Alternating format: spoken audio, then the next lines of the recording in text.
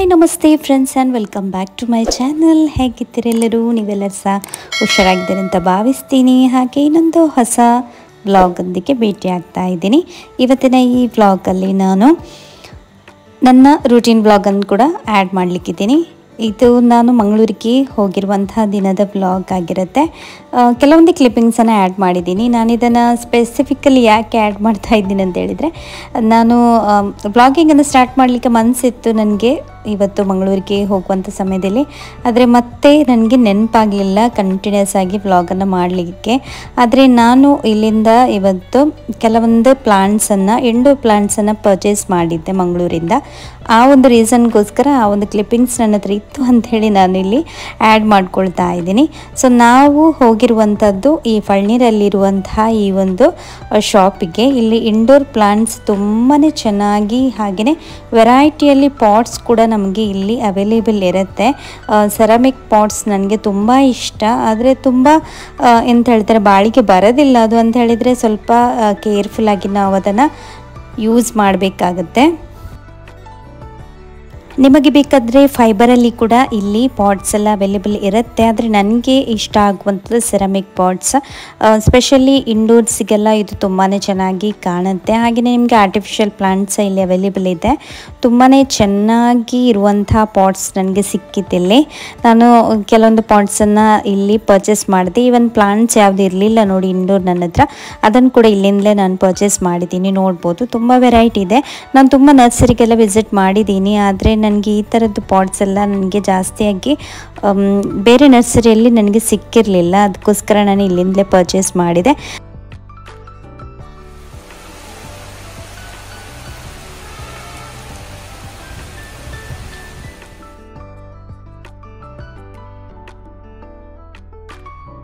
ಇಲ್ಲಿ ನಾನು next day ವ್ಲಾಗನ್ನು continue ಮಾಡ್ತಾ ಇದ್ದೀನಿ. ಹಾಗೆ ಬೆಳಿಗ್ಗೆ ಇದ್ದು ನಾವು ಇತ್ತೀಚಿನ ದಿನಗಳಲ್ಲಿ ರೆಗ್ಯುಲರ್ ಆಗಿ ನಾವು ಯೋಗ ಪ್ರಾಕ್ಟೀಸನ್ನು ಮಾಡ್ತಾ ಇದ್ದೀನಿ. ನಾನಂತೂ ಸ್ಟಾರ್ಟ್ ಮಾಡಿ ಈಗ ತುಂಬ ಸಮಯ ಆಯಿತು. ಇವಾಗ ಹಸ್ಬೆಂಡ್ ಮತ್ತು ಜೋಶ್ವನನ್ನು ಕೂಡ ನಾನು ಇನ್ವಾಲ್ವ್ ಮಾಡ್ತಾ ಇದ್ದೀನಿ. ಹಾಗೆ ಜೋಶ್ವ ನಾವು ಮಾಡುವಂಥ ಸಮಯದಲ್ಲಿ ಸ್ವಲ್ಪ ಇಂಟ್ರೆಸ್ಟ್ ತೊಗೊಂಡು ಮಾಡ್ಕೊಳ್ತಾ ಇದ್ದಾನೆ. ಅವನಿಗೆ ಸೂರ್ಯ ನಮಸ್ಕಾರ ಎಲ್ಲ ಕರೆಕ್ಟಾಗಿ ಪರ್ಫೆಕ್ಟಾಗಿ ಬರುತ್ತೆ. ಹಾಗೆ ಓಂಕಾರ ಎಲ್ಲ ಅವನು ಕರೆಕ್ಟಾಗಿ ಮಾಡ್ತಾನೆ. ಹಾಗೆ ಇವಾಗ ನಾವು ಅಂತ ಹೇಳಿದ್ರೆ ಬ್ರೀದಿಂಗ್ ಎಕ್ಸಸೈಸ್ ಎಲ್ಲ ಜಾಸ್ತಿಯಾಗಿ ಮಾಡ್ಕೊಳ್ತಾ ಇರೋದ್ರಿಂದ ಅದರಲ್ಲಿ ಸಹ ಅವನಿಗೆ ಇಂಟ್ರೆಸ್ಟ್ ಇದೆ. ಆದರೆ ಪರ್ಫೆಕ್ಟಾಗಿ ಮಾಡ್ತಾ ಇಲ್ಲ ಅವನು. ಆದರೆ ನಮ್ಮನ್ನು ನೋಡಿಕೊಂಡೆಲ್ಲ ಮಾಡಲಿ ಅಂತೇಳಿ ಅವನ ಇಂಟ್ರೆಸ್ಟ್, ಆಸಕ್ತಿ ಬರಲಿ ಅಂತೇಳಿ ನಮ್ಮ ಜೊತೆಗೇ ಅವನಿಗೆ ಕೂತ್ಕೊಳಿಸುವಂಥದ್ದು. ನೋಡ್ಬೋದು ಇಲ್ಲಿ ಕೆಲವೊಂದೆಲ್ಲ ಅವನ ಇಷ್ಟಕ್ಕೆ ಏನು ಬರುತ್ತೆ ಅವನಿಗೆ ಅದನ್ನು ಮಾಡ್ಕೊಳ್ತಾ ಇದ್ದಾನೆ. ಆದರೆ ಅವನಿಗೆ ಸೂರ್ಯ ನಮಸ್ಕಾರ ಎಲ್ಲ ಪರ್ಫೆಕ್ಟಾಗಿ ನಾನು ಕಲಿಸಿದ್ದೀನಿ, ಅದನ್ನು ಮಾಡ್ತಾನೆ. ಸೊ ಕೆಲವೊಮ್ಮೆ ಲೇಸಿನೆಸ್ ಇರುತ್ತೆ, ಆದರೆ ಕೆಲವೊಮ್ಮೆ ಮಾಡ್ತಾನೆ. ಆದರೆ ನಾನು ರೆಗ್ಯುಲರ್ ಆಗಿ ಅವನಿಗೆ ಒಂದು 3 ಸರ್ತಿ ಆದರೂ ಮಾಡಲಿಕ್ಕೆ ಕೊಡ್ತೀನಿ. ಹಾಗೆ ನಾನು ಇದಕ್ಕಿಂತ ಮುಂಚೆ ಕೂಡ ನಿಮಗೆ ಗೊತ್ತಿರ್ಬೋದು, ಸಾತ್ವಿಕಿದ್ದು ಯೋಗ ಪ್ರಾಕ್ಟೀಸನ್ನು ನಾವು ಸ್ಟಾರ್ಟ್ ಮಾಡಿದ್ವಿ. ನಂತರ ಮಿಡಲಲ್ಲಿ ನಾನು ಅದನ್ನು ಡ್ರಾಪ್ ಮಾಡಿದ್ದೆ ಕೆಲವೊಂದು ಹೆಲ್ತ್ ರೀಸನ್ಗೋಸ್ಕರ. ಯಾಕಂತ ಹೇಳಿದ್ರೆ ನನಗೆ ಯೋಗ ಮಾಡೋದು ನಿಜವಾಗ್ಲೂ ಹೇಳ್ತೀನಿ ತುಂಬ ಇಷ್ಟ. ತುಂಬ ಒಂದು ಮನಸ್ಸಿಗೆ ನೆಮ್ಮದಿ, ಹಾಗೆಯೇ ಏನೋ ಒಂಥರ ಸಮಾಧಾನ ಸಿಗುತ್ತೆ. ಖಂಡಿತವಾಗ್ಲೂ ತುಂಬ ಇದರದ್ದು ಹೆಲ್ತ್ ಬೆನಿಫಿಟ್ಸ್ ಕೂಡ ಇದೆ. ಇವಾಗೆಲ್ಲರಿಗೂ ಇದರ ಬಗ್ಗೆ ಮಾಹಿತಿ ಇದೆ ಕೂಡ. ಹಾಗೆ ನಾವಿವಾಗ ಎಟ್ ಪ್ರೆಸೆಂಟ್ ಸಾತ್ವಿಕಿದ್ದು ಯೋಗವನ್ನು ಪ್ರಾಕ್ಟೀಸ್ ಮಾಡ್ತಾ ಇಲ್ಲ. ನಾವು ಇವಾಗ ಬೇರೆ ಚಾನಲಲ್ಲಿ ನಾವು ಯೋಗ ಪ್ರಾಕ್ಟೀಸನ್ನು ಮಾಡ್ತಾ ಇದ್ದೀವಿ.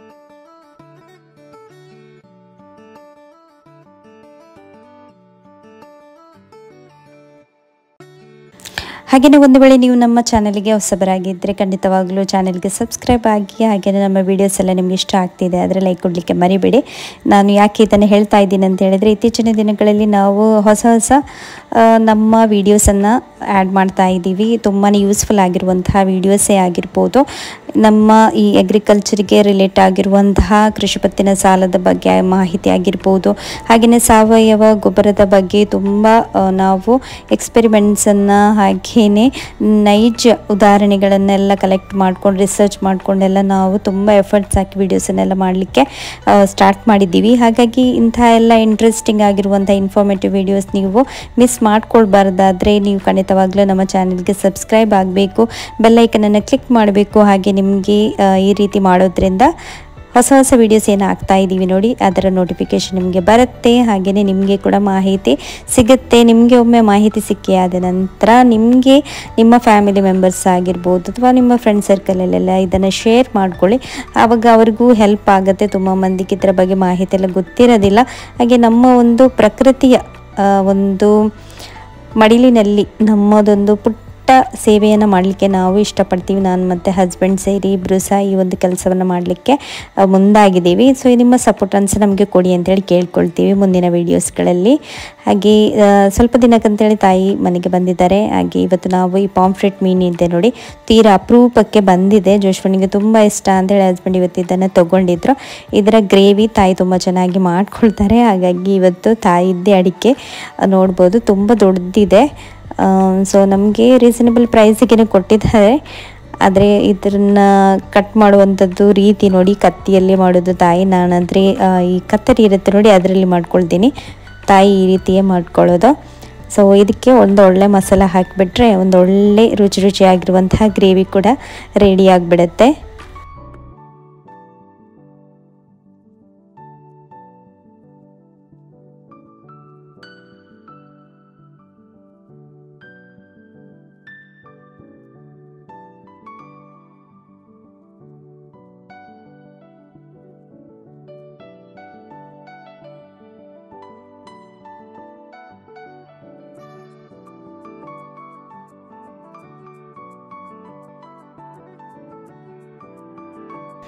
ಹಾಗೆ ಕೆಲವರಿಗೆ ನಮ್ಮ ರೆಗ್ಯುಲರ್ ವೀಡಿಯೋಸ್ ಇಷ್ಟವಾಗುತ್ತೆ. ಹಾಗೆ ಕೆಲವರಿಗೆ ರೆಸಿಪಿ ವೀಡಿಯೋಸ್ ಆಗಿರ್ಬೋದು, ಕೆಲವರಿಗೆ ಇನ್ಫಾರ್ಮೇಟಿವ್ ವೀಡಿಯೋಸ್ ಇಷ್ಟವಾಗುತ್ತೆ.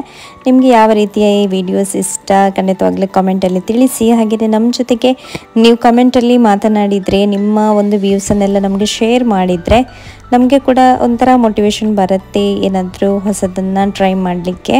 ಹಾಗೆ ತುಂಬ ಸಮಯದ ನಂತರ ನಾನು ವ್ಲಾಗಿಂಗನ್ನು ಈಗ ಪುನಃ ಮಾಡ್ತಾ ಇದ್ದೀನಲ್ವ, ಹಾಗೆ ನಿಮ್ಮ ಸಪೋರ್ಟ್ ಕೂಡ ನಮಗೆ ಅದೇ ರೀತಿ ಕೊಡಿ ಅಂತೇಳಿ ಕೇಳ್ಕೊಳ್ತೀನಿ. ಮಮ್ಮಿ ಬಂದರೆ ನನಗೆ ನಿಜವಾಗ್ಲೂ ತುಂಬ ಹೆಲ್ಪ್ ಆಗುತ್ತೆ ಅಂತ ಹೇಳಿದರೆ, ಅಡುಗೆ ಇದೆಯಲ್ಲ ಮಮ್ಮಿ ಸೂಪರಾಗಿ ಮಾಡ್ತಾರೆ. ಹಾಗೆ ಕೆಲವೊಂದು ರೆಸಿಪೀಸ್ ಕೂಡ ಅವರ ಕೈಯಾರೆ ಮಾಡಬೇಕು ಅಂಥೇಳೆಲ್ಲ ಪ್ಲ್ಯಾನ್ ಮಾಡಿದ್ದೀನಿ. ಸ್ವಲ್ಪ ದಿನ ಮಾತ್ರ ಅವರು ಇರ್ತಾರೆ ಮತ್ತು ಅವರು ವಾಪಸ್ ಹೋಗ್ತಾರೆ. ಹಾಗಾಗಿ ಎಷ್ಟು ನನ್ನಿಂದ ಸಾಧ್ಯವಾಗುತ್ತೆ ಅಷ್ಟು ಅವರ ರೆಸಿಪೀಸನ್ನು ತಗೊಳ್ಳಿಕ್ಕೆ ನನಗೆ ಈ ಸರ್ತಿ ಇಷ್ಟ ಇದೆ. ಹಾಗೆ ಇಲ್ಲಿ ನೋಡ್ಬೋದು ಇದಕ್ಕೆ ಯಾವ ಮೆಣಸು ಹೇಳ್ತಾರೆ ಅಂತೇಳಿ ನನಗೆ ಕಮೆಂಟಲ್ಲಿ ತಿಳಿಸಿ ಆಯಿತಾ. ನಾನು ಇದನ್ನು ಕಾಟ್ ಗಿಡ ಅಂತ ಹೇಳ್ತೀವಿ ನೋಡಿ, ಆ ರೀತಿ ಚಿಗುರು ಬಂದಿರುವಂಥ ಗಿಡ ಅಂತ ಅಂದ್ಕೊಂಡಿದ್ದೆ ಸಣ್ಣದಿರುವಾಗ.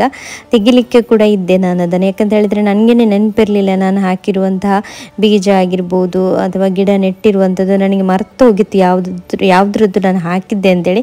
ನಂತರ ಇವಾಗ ನೋಡುವಾಗ ಈ ರೀತಿಯ ಮೆಣಸಾಗಿದೆ. ಇದಕ್ಕೆ ಯಾವ ಮೆಣಸು ಅಂತ ಹೇಳ್ತಾರೆ ಅಂತೇಳಿ ನನಗೆ ಕಮೆಂಟಲ್ಲಿ ತಿಳಿಸಿ ಗೊತ್ತಿದ್ದರೆ. ಹಾಗೆ ಇವಾಗಿನ ಒಂದು ವೆದರ್ ನಿಮಗೆಲ್ರಿಗೂ ಗೊತ್ತಿರ್ಬೋದು, ತುಂಬ ಅಂತ ಹೇಳಿದರೆ ತುಂಬ ಮಳೆ. ಈ ಬಟ್ಟೆಯನ್ನು ಒಣಗಿಸೋದೇ ಒಂದು ದೊಡ್ಡದು ಏನು ಹೇಳ್ತಾರೆ ಚಾಲೆಂಜ್ ಆ ರೀತಿ ಆಗಿದೆ ನಮಗೆ ಕೂಡ. ನಾವು ಶೀಟ್ ಹಾಕಿದರೂ ಕೂಡ ಎಲ್ಲ ಬಟ್ಟೆ ನಮಗೆ ಶೀಟ್ ಅಂಡರ್ ಹಾಕಲಿಕ್ಕೆ ಆಗೋದಿಲ್ಲ. ಹಾಗಾಗಿ ನಾವು ಸ್ಟ್ಯಾಂಡನ್ನೇ ಕೆಲವೊಮ್ಮೆ ಒಳಗಡೆ ಇಡುವಂಥದ್ದು ರೂಮಲ್ಲಿ ಆ ರೀತಿ ಎಲ್ಲ ಬಟ್ಟೆ ಎಲ್ಲ ಒಣಗಿಸ್ತೀವಿ.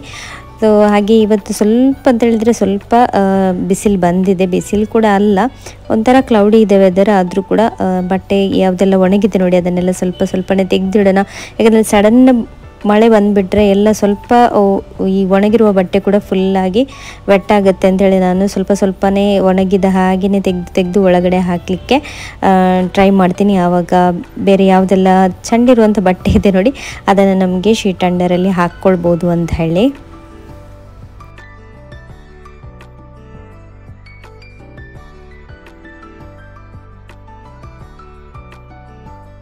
ಇತ್ತೀಚಿನ ದಿನಗಳಲ್ಲಿ ನಾನು ವೀಡಿಯೋಸ್ ಮಾಡುವ ಮುಂಚೆ ಸ್ಪೆಷಲಿ ವ್ಲಾಗಿಂಗ್ ವಿಡಿಯೋ ಎಲ್ಲ ಏನು ರೂಟೀನ್ ಬ್ಲಾಗ್ಸ್ ಇದು ಮಾಡ್ತೀನಿ ನೋಡಿ, ಅದನ್ನು ಮಾಡೋ ಮುಂಚೆ ನಾನು ತುಂಬ ಆಲೋಚನೆ ಮಾಡ್ತೀನಿ ಆಯಿತಾ. ಅಂತೇಳಿದರೆ ನಮಗೆ ಕಂಟೆಂಟ್ಸ್ ತುಂಬ ಇರುತ್ತೆ ಹಾಕಲಿಕ್ಕೆ. ರೂಟೀನ್ ಬ್ಲಾಗಲ್ಲಿ ನಮಗೆ ಡೈಲಿ ಏನು ನಾವು ಮಾಡ್ತೀವಿ ಅದನ್ನೇ ಜಾಸ್ತಿಯಾಗಿ ಹಾಕ್ಕೊಳ್ಬೋದು. ನನಗೆ ಇಂಟ್ರೆಸ್ಟ್ ಕೂಡ ಇದೆ. ಆದರೆ ಕೆಲವೊಮ್ಮೆ ಭಯ ಆಗಿಬಿಡುತ್ತೆ ಜನರು ಇಷ್ಟಪಡ್ತಾರೋ ಇಲ್ವೋ ಅಂಥೇಳಿ. ಯಾಕಂತ ಹೇಳಿದ್ರೆ ಕೆಲವೊಮ್ಮೆ ರೆಸ್ಪಾನ್ಸ್ ಈ ರೂಟೀನ್ ಬ್ಲಾಗ್ಸಿಗೆಲ್ಲ ಕಡಿಮೆ ಬರುತ್ತೆ ಕಂಪೇರ್ಡ್ ಟು ರೆಸಿಪಿ ಬ್ಲಾಗ್ಸ್ ವೀಡಿಯೋಸಿಗೆಲ್ಲ. ಹಾಗಾಗಿ ನಾನು ಪ್ರತಿನಿತ್ಯ ಈ ವ್ಲಾಗಿಂಗನ್ನು ರೂಟೀನನ್ನು ಎಲ್ಲ ಶೇರ್ ಮಾಡೋ ಸಮಯದಲ್ಲಿ ತುಂಬ ಆಲೋಚನೆ ಪಡ್ತೀನಿ. ಕೆಲವೊಮ್ಮೆ ಒಂಥರ ಡಿಮೋಟಿವೇಟ್ ಆಗಿಬಿಡ್ತೀನಿ ಇದಕ್ಕೆ ವ್ಯೂಸ್ ಬರೋದಿದ್ರೆ ಅಂತೇಳಿ.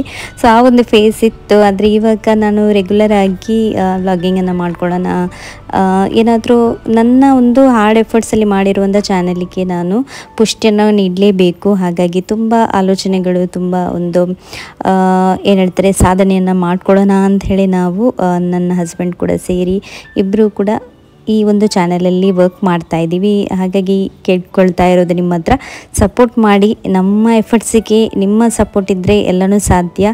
ಕೇವಲ ನಾವು ನಮ್ಮ ಒಂದು ಬೆನಿಫಿಟ್ಸಿಗೋಸ್ಕರ ಅಂಥೇಳಿ ಅಲ್ಲ, ನಮ್ಮದು ಪ್ಯಾಷನ್ ಇದ್ದು ನಮಗೆ ಏನು ಇದರಲ್ಲಿ ದೊಡ್ಡದೇನು ಹೈ ಇನ್ಕಮ್ ಆ ಥರ ಇಲ್ಲ. ಆದರೆ ರೀಸನೇಬಲ್ ನಾವು ಹಾಕುವಂಥ ಎಫರ್ಟ್ಸಿಗೆ ಖಂಡಿತವಾಗ್ಲೂ ಅದರ ಪ್ರೈಸ್ ಸಿಗ್ಬೋದು. ಆದರೆ ಇದರಲ್ಲಿ ನಾವು ನಿಜವಾಗ್ಲೂ ಹೇಳ್ತೀನಿ, ನಿಮಗೆ ಮಾಹಿತಿ ಉಳ್ಳ ವೀಡಿಯೋಸನ್ನು ನಾವು ಶೇರ್ ಮಾಡುವಂಥ ಪ್ರಯತ್ನವನ್ನು ಖಂಡಿತ ಇನ್ನು ಮುಂದಕ್ಕೆ ಮಾಡಲಿಕ್ಕಿದ್ದೀವಿ. ತುಂಬ ಜನರಿಗೆ ಇದರಿಂದ ಹೆಲ್ಪ್ ಆಗಲಿಕ್ಕಿದೆ. ಹಾಗಾಗಿ ನಾವು ಹಾಕುವಂಥ ಕೃಷಿ ಪತ್ತಿನ ಸಾಲ ಆಗಿರ್ಬೋದು ಅಥವಾ ಕೃಷಿಯ ಬಗ್ಗೆ ತುಂಬ ಒಳ್ಳೊಳ್ಳೆ ಐಡಿಯಾಸ್ ಆಗಿರ್ಬೋದು, ಮಾಹಿತಿ ಆಗಿರ್ಬೋದು ಎಲ್ಲ ಕೊಡಲಿಕ್ಕಿದ್ದೀವಿ.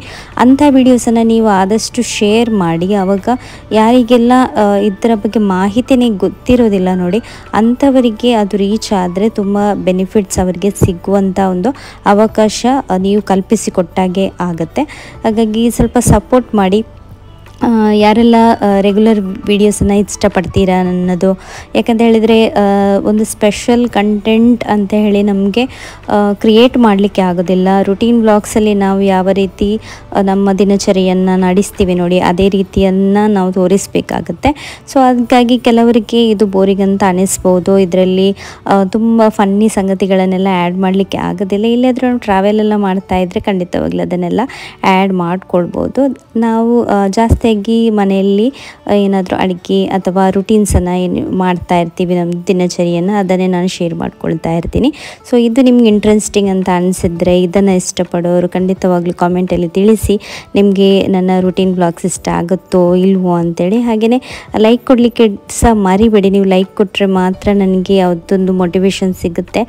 ನಾನು ಮಾಡಿದ ಎಫರ್ಟ್ಸಿಗೆ, ನಾನು ಹಾಕಿದ್ದ ಎಫರ್ಟ್ಸಿಗೆ ನನಗೆ ಒಂದು ಸಾರ್ಥಕ ಅಂತೇಳಿ ಅನಿಸುತ್ತೆ. ಸೊ ಮರಿಬೇಡಿ. ತುಂಬ ಮಂದಿ ನನಗೆ ಗೊತ್ತಿದೆ, ನನ್ನ ವ್ಲಾಗ್ಸನ್ನೆಲ್ಲ ಇಷ್ಟಪಡೋರು ತುಂಬ ಮಂದಿ ಇದ್ದೀರಾ.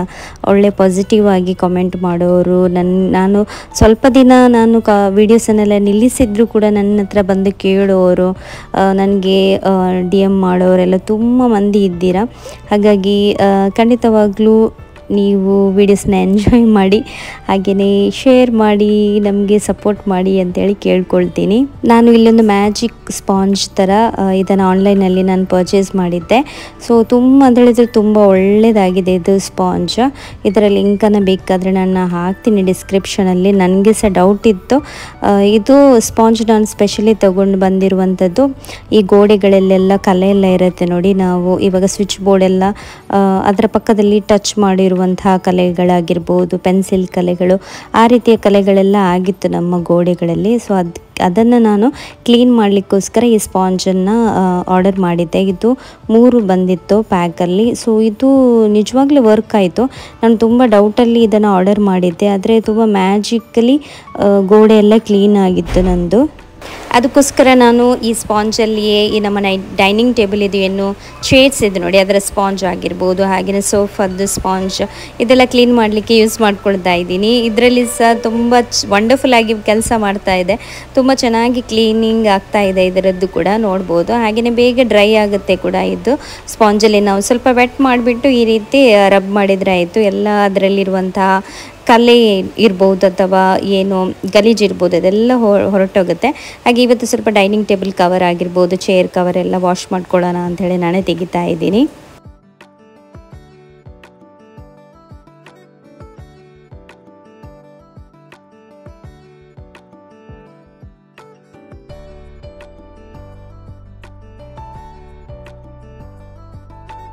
ಇವತ್ತು ಪಾಂಫ್ರೆಟ್ ಮೀನಿದ್ದು ಗ್ರೇವಿ ಏನಿದೆ ಅದು ರೆಡಿ ಆಗ್ತಾ ಇದೆ. ನಾವು ಈ ಫಿಶ್ ಕರಿ ಎಲ್ಲ ಏನಿದ್ರೆ ಜಾಸ್ತಿಯಾಗಿ ನಾನ್ ವೆಜ್ ಎಲ್ಲ ಇದ್ರೆ ಹೊರಗಡೆನೇ ಮಾಡೋದು ನಿಮಗೆ ಗೊತ್ತಿದೆ.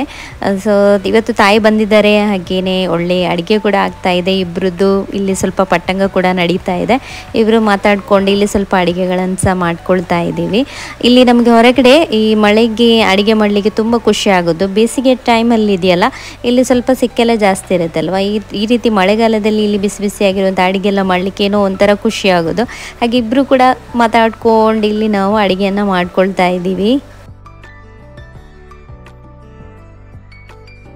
ಅಮ್ಮನ ಕೈಯಲ್ಲಿ ಮಾಡಿರುವಂಥ ಪ್ರತಿಯೊಂದು ಅಡುಗೆ ಕೂಡ ಏನೊಂದು ಸಣ್ಣ ಉಪ್ಪಿಟ್ಟೆ ಆಗಿರ್ಬೋದು, ಅದರ ಒಂದು ರುಚಿಯೇ ಬೇರೆನೇ ಅಲ್ವಾ. ಯಾಕಂತ ಹೇಳಿದರೆ ತುಂಬ ಪ್ರೀತಿ ತುಂಬಿರುವಂತಹ ಒಂದು ಮನಸ್ಸಿನಿಂದ ಅವರು ನಮಗೆ ಏನಾದರೂ ತಯಾರಿಸ್ತಾರೆ, ಉಣಬಡಿಸ್ತಾರೆ, ಹಾಗೆಯೇ ಕೇಳ್ತಾರೆ ಕೂಡ ನೀನು ತಿಂದಿದ್ದೀಯಾ ಇಲ್ವಾ ಅಂತೇಳಿ. ಆ ಒಂದು ಪ್ರೀತಿ, ಒಂದು ಮಮತೆ ಅವರ ಹತ್ರ ಖಂಡಿತವಾಗ್ಲಿ ಯಾವಾಗಲೂ ಇದ್ದೇ ಇರುತ್ತೆ.